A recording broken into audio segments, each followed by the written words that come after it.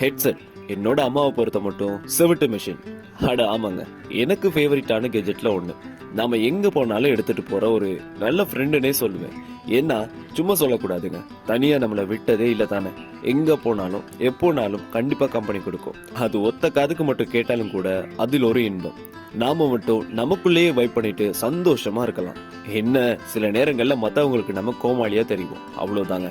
ஆனா இதுல பாயிண்ட் என்னன்னா, சில நேரங்கள்ல நாம மத்தவங்கள ஊமன்னு நினைச்சுப்போம்.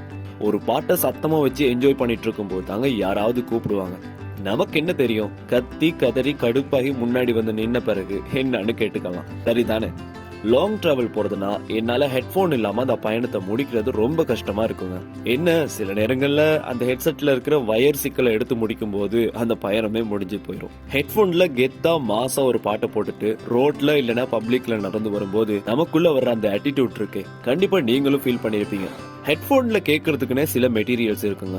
அந்த பேஸ்ல ஒரு செம்மையான சாங் கேட்டா ஒரு தனி வைப் கிடைக்கும், செம்மையா இருக்கும்.